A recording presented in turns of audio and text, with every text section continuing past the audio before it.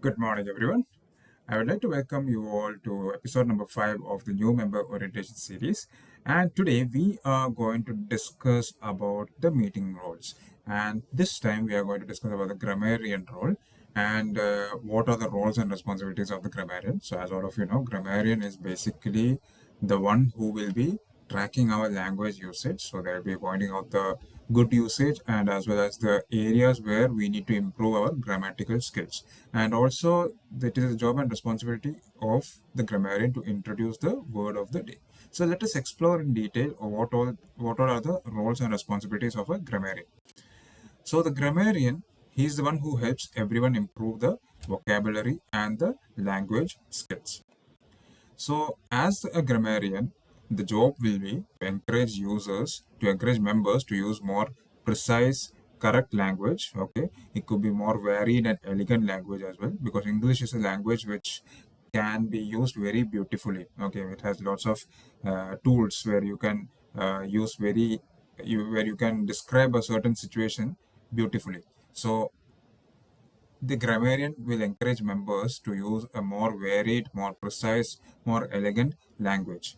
The grammarian also catches common grammar mistakes, okay, and when they are pointing out, they will point out constructively, okay, and not critically, okay. So they will point out the mistake and also they will suggest what correction can be made. Then also, as the job of a grammarian is to make language learning fun and also educational for everyone. So great speakers, they choose their words carefully. Now, before the meeting, what we need to do is, as a grammarian, we need to prepare two things. So the first one is we have to ensure that the word of the day is ready. So a word of the day can be it a new word which is it could be a word which is new for everyone. Okay, so it could be an interesting word with so when you're introducing the word of the day, ensure that you are providing the definition, the spelling, and also the usage examples, like how can we use that word in a sentence. And apart from the word of the day, we need to have a proper script. So you can get the script from the Toastmasters International website. So if you ask the VP of your club, then they will guide you on how to get the script. So this is about the word of the day and the script. So this is an example. So the suppose that the word of the day is eloquent. So when we are addressing to the audience, we can say it as today's word of the day is eloquent. So the meaning is fluent or persuasive in speaking.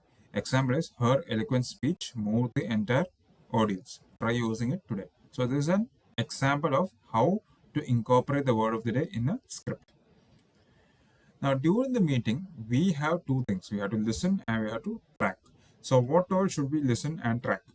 First of all, we need to track out the word of the day usage, like who all have used the word of the day, how many times people have used the word of the day. The second one is notable good language. So we need to note down the good language, the areas where people have used vivid descriptions, powerful phrases, then creative expressions and all. Then as a grammarian, we need to point out the grammatical errors. So it could be like the basic rules of grammar, like subject verb agreement, incorrect tenses, double negatives and all. So you are actually listening to the language based on your knowledge, okay, and it doesn't matter, like it doesn't matter if you make mistakes, because it's still a learning curve. Okay, so in case if you get feedback for regarding any particular this thing, don't get offended. You are learning and then you're gaining that knowledge so that you can implement that in the next time. Whenever you're tracking down these areas, ensure that you keep a log sheet to record your observation. Again, the log sheet will be available along with the TA resource. Now, after the meeting, you are supposed to submit the report to the general evaluator. So, during the evaluation session, the general evaluator will call out the grammarian and you will have to give the grammarian's report. So, in the grammarian's report, you need to mention who all have used the word of the day, what all are the examples of excellent language usage, and you need to mention about the common grammar issues. Okay, so when you are mentioning the common grammar issues, do not specify the name of the person, just mention speaker number. This person, speaker number 2, has mentioned this. It could have been better to go for this. Like that we have to say. So the reason why we are doing this is because we don't want to put the person in a embarrassing situation. We don't want to hurt the self-esteem of the particular speaker. So this is again a sample script. So it says that sample speaker A used eloquent twice. Great job. Speaker B gave a vivid description. The room buzzed with nervous energy. I also noticed a few instances of me and her. You remember to use she and I as the subject.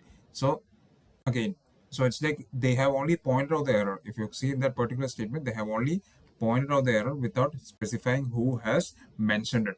So, and towards the end of the report, encourage them, motivate them, and boost them to use proper language in the next meeting, in the upcoming meetings. Now, what are the benefits of being a grammarian? So there are four skills for being a grammarian. So the first one is active listening. You are focusing intently on every speaker's word choices.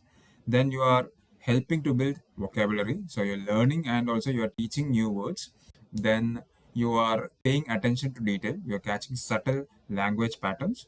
Then you're making yourself to become more self-aware when it comes to language usage. So you're training yourself to speak more precisely. So in short, as a grammarian, you'll be introducing a new word, you'll be tracking language usage, you'll be giving a friendly report and helping everyone, including yourself, become more articulate and polished speakers. So this comes to the end of the grammarian episode, and I hope that this video has been clear to you. In case if you have any queries, feedback, or comments regarding this particular episode, please do post them in the chat box and I will be happy to oblige to respond to them. Thank you once again for listening and see you at the next episode.